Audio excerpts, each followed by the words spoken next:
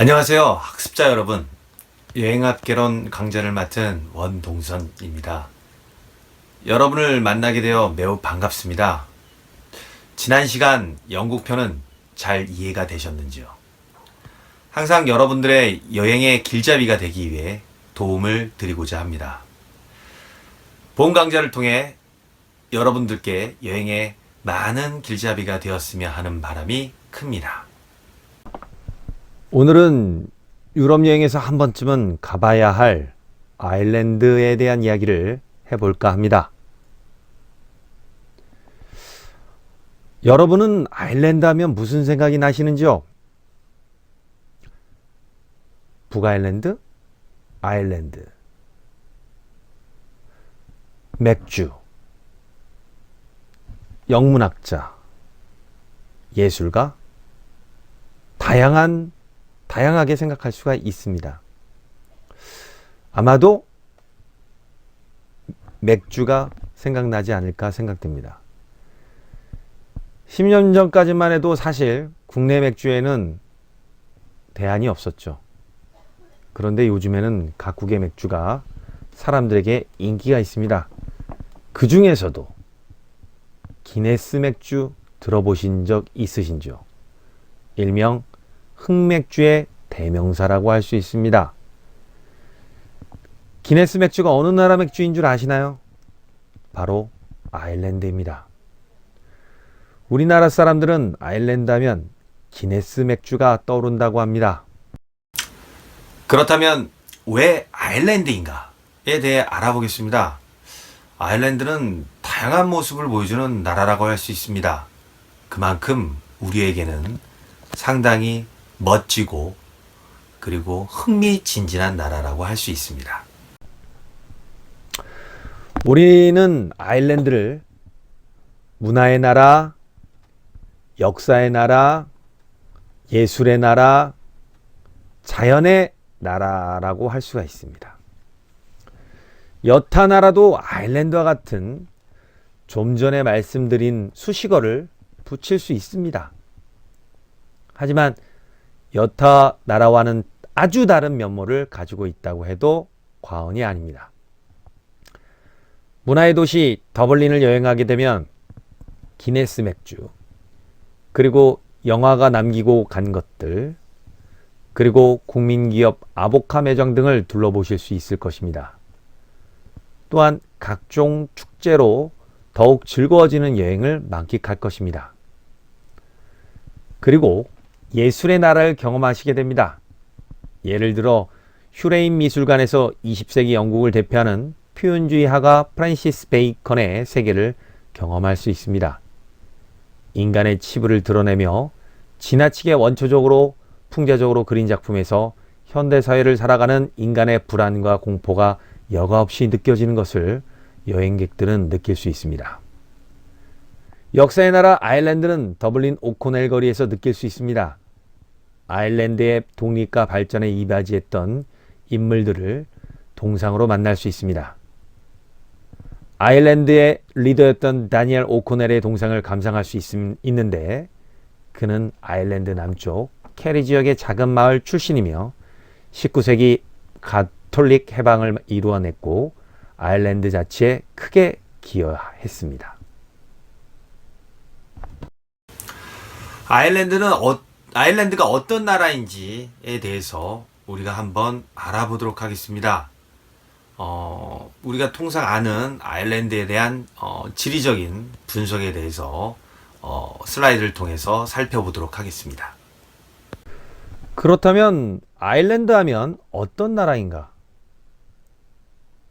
아일랜드는 나라의 이름이기도 하고 지리적으로 북아일랜드를 포함한 아일랜드 섬 전체를 가리키는 말이기도 합니다. 1949년 연방으로부터 완전히 독립한 후로 지리적 명칭이나 북아일랜드와의 구분을 위해 아일랜드 공화국으로 자주 쓰이지만 아일랜드 헌법상의 정식 명칭은 아일랜드입니다. 면적은 약 4.4만 제곱킬로미터, 대한민국 면적의 약 80%입니다.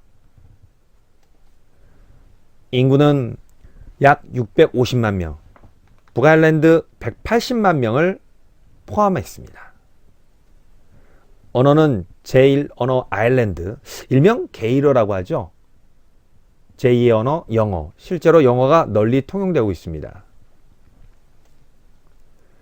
기후는 편서풍 영향을 많이 받은 해양성 기후입니다. 그래서 여름엔 평균 15도지만 바람 때문에 얇은 긴 소매 옷이 필수고, 겨울에 평균 5도, 체감 온도가 낮아서 두꺼운 옷과 머플러가 꼭 필요합니다. 표준시는 영국의 그리니치 평균시를 사용합니다. 한국보다 8시간 늦죠. 서머타임이 적용되는 3월 마지막 일요일부터 10월 마지막 일요일까지는 한국보다 8시간 늦고, 그 외에는 한국보다 9시간 늦습니다. 아일랜드는 상당히 가볼 곳이 많습니다. 그래서 아일랜드에 가볼 곳에 대한 명소에 대해서 알아보도록 하겠는데요. 첫 번째로 가야 할 명소입니다. 모호절벽입니다. 아일랜드에 관련된 사진들을 보면 모호절벽 아마 보실 수 있습니다. 두 번째로 버른 국립공원이 있습니다. 버른 국립공원에는 아주 큰 고인돌이 있죠. 세 번째로 골웨이를 가 보셔야 합니다. 예술의 도시라고 할 수 있습니다. 자유분방한 예술가들의 멋진 도시입니다. 네 번째로 뉴 그레인지, 인류의 가장 오래된 무덤이 있습니다. 다섯 번째로 아일랜드 속의 영국입니다. 분명 아일랜드 섬에 위치하고 있지만 영국의 풍경을 보실 수 있습니다. 여섯 번째로 아일랜드의 수도 더블린입니다.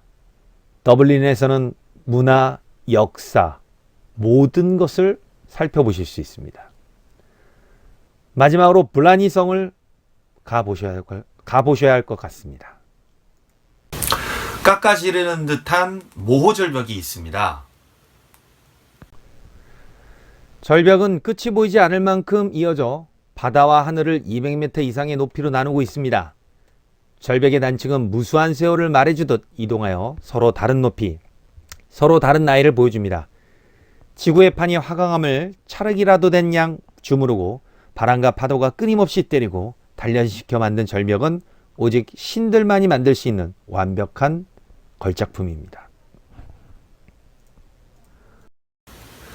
모호절벽을 다녀와서 서쪽에 위치한 대서양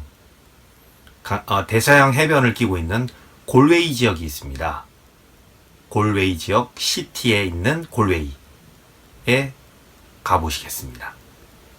아일랜드 서쪽에 위치한 골웨이 시티는 여름이면 주민보다 여행자가 더 많아지는 배낭여행자들의 천국이죠.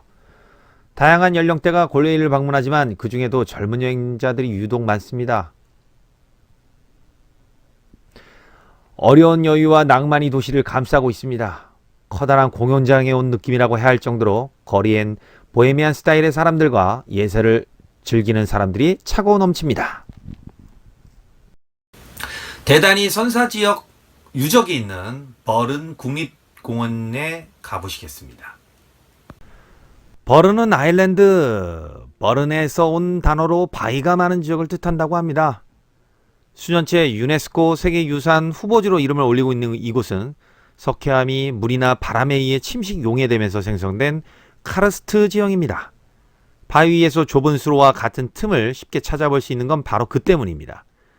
신석기 시대에 유적들이 버른 곳곳에 있는데 그 중에서 플라르브런 지역의 고인돌은 기원전 4200에서 2900년경에 석회암으로 만들어진 것입니다. 무덤의 입구는 북쪽을 향해 있고 돌의 높이는 1.8m.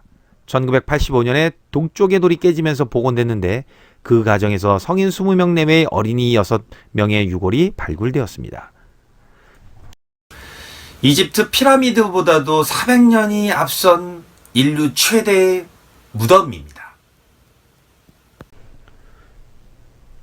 매표소에서 출발한 지 5분 남짓 저 멀리로 경주 수학여행에서 본 것 같은 커다란 무덤 하나가 눈에 들어왔습니다. 버스에서 내려 허름한 휴게소에서 추위에 몸을 웅크린 채 일면식도 없는 여행 동지들과 함께 가이드를 기다렸고, 무덤까지 갈 때도 셔틀버스를 타고 무덤 안으로 들어가는 길도 무조건 가이드를 동반해야 합니다. 뉴그레인지, 인류의 가장 오래된 무덤입니다. 무덤 지름은 85m 이상이고 높이는 13.5m 정도입니다. 무덤 둘레에 30개 이상의 선돌이 둥글게 배치되어 있고, 돌에는 나선형과 지그재그 삼각형 등 다양한 문양이 새겨져 있죠. 하지만 이런 문양이 무엇을 의미하는지는 아무도 모릅니다. 남쪽 면 입구로부터 길이 19m에 걸쳐 육중한 석판들 사이에 좁은 통로가 있고, 이 통로는 무덤 한가운데 작은 방으로 이어집니다. 동지 무렵에 태양이 땅 위에 가장 가까운 위치로 내려오면 아침 햇볕이 통로를 따라서 안쪽의 방까지 들어올 수 있습니다. 그러나 이 역시 알려진 바는 없습니다. 아일랜드는 여러모로 우리나라와 닮은 점이 많습니다. 국토의 모양이 비슷하고 술을 좋아하고 음악을 사랑합니다. 한때 식민지 지배하 있기도 했고 IT 강국이기도 합니다. 남북으로 나뉘어져 있는 점까지 여건 없이도 자유롭게 오갈 수 있다는 점은 우리보다 낫긴 합니다. 북아일랜드는 영국령이지만 자치권을 가지고 있어서인지 복잡한 정치적 상황과 화폐 차이를 빼면 북아일랜드와 아일랜드의 차이를 느끼기 힘듭니다. 그럼에도 불구하고 아일랜드 공화국과 북아일랜드는 많이 다릅니다. 정확하게 말하면 어느 나라에 속해 있느냐에 따라 도시의 분위기가 확연히 다릅니다. 특히 북아일랜드의 수도인 벨파스트에 가면 그 차이가 확연히 나타납니다. 단순히 유니언잭이 날리고 파운드화를 쓰기 때문만은 아닙니다. 벨파스트는 런던의 한 구역을 뚝 떼서 이곳에 옮겨놓은 것처럼 영국의 색채가 강합니다. 건축물부터가 런던에서 흔하게 마주치는 조지언 양식이나 빅토리아 양식으로 지어진 집이 대부분이죠. 같은 땅덩어리 안에 있고 비슷한 자연환경을 가졌지만 건축 양식과 행정 주체에 따라 달라지는 도시 분위기가 참으로 신기합니다. 아일랜드를 여행하는 사람들에게 벨파스트는 북아일랜드 여행을 위해 거쳐가는 도시쯤으로 여겨집니다. 길어봐야 반나절의 시간을 투자할 정도. 하지만 벨파스트에 숨은 명소가 즐비합니다.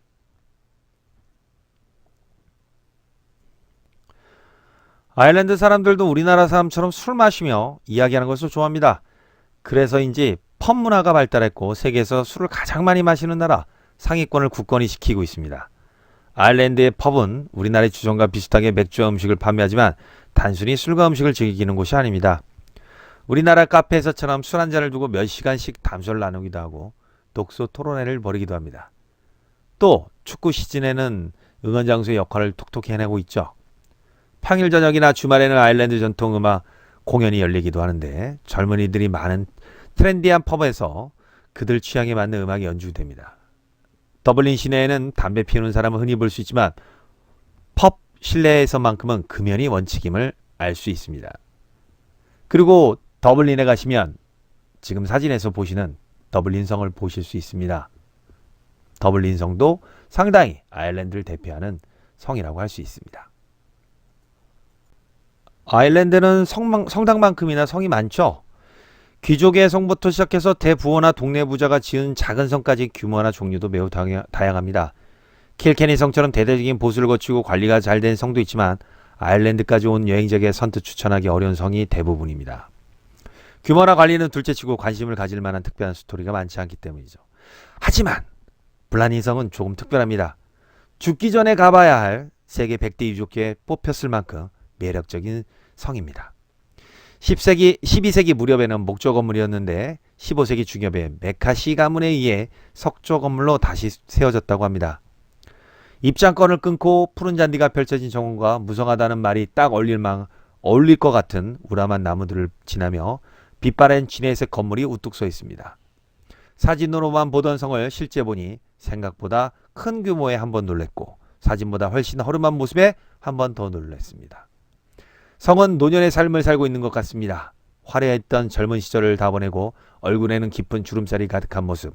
어디 하나 성한 곳이 없지만 마음 많은 이빨 청춘의 노년의 모습이었습니다. 긴 세월의 여유가 느껴지면서도 오랜 세월로 빛바란 모습에 괜히 울컥해집니다. 실제로 제가 아일랜드를 여행하면서 일정표를 짜봤습니다. 1일차 더블린 공항에 입국을 하고요. 2일차 더블린성 기네스 스토어 하우스를 방문했습니다. 3일차 골웨이 모호절벽 버른 국립공원에 다녀왔는데요. 이쪽은 아일랜드의 서부 지역입니다. 4일차 북아일랜드 지역입니다. 벨파스트 알버트 시케타 빅피쉬 타이타닉 박물관을 방문했습니다. 5일차에 캐리가레드 로프 다크 에지스 자이언트 코즈웨이 역시 북아일랜드 지역입니다. 마지막 더블린 템플바에서 술 한잔 마시면서 여행을 마무리했습니다. 유럽 지역은 통상 대중교통을 이용하게 되는데요. 아일랜드는 대중교통도 이용할 수 있겠지만 워낙 광활한 자연이 연속적으로 이어지기 때문에 대중교통을 이용하게 되면 일정이 더 늦춰지게 됩니다. 따라서 대중교통보다는 자동차 렌트카를 이용하는 것이 합리적이라고 할 수 있습니다. 따라서 자동차 렌트에 대한 정보를 여러분들에게 알려드리고자 합니다. 아일랜드 자동차 운전 시 주의할 점이 있습니다. 렌터카 이용 시 자동차 운전석의 우측으로 주의를 필요로 합니다. 그리고 일반 도로가 1차선입니다. 제한 속도는 80km입니다. 그런데 상당히 아일랜드 사람들은 과속을 많이 합니다. 세 번째, 일부 도로에는 가로등이 없고 해가 지면 운전을 삼가해야 됩니다. 네 번째, 낮에도 전조등을 켜고 운전해야 됩니다. 날씨가 그만큼 좋지 않습니다. 다섯 번째, 도로 사정이 좋지 않을 수 있기 때문에 비 오는 날에는 운전을 조심하셔야 됩니다. 이상으로 아일랜드에 대한 모든 것에 대해서 알아보았습니다. 여러분들의 궁금증이 해소되었는지 모르겠습니다. 하지만 아일랜드에 대한 맛보기에 대해서는 충분하지 않았나 생각됩니다. 다음 시간에는 아이슬란드에 대한 모든 것에 대해서 알아보도록 하겠습니다. 학습자 여러분들, 이 시간까지 고생 많으셨습니다. 고맙습니다.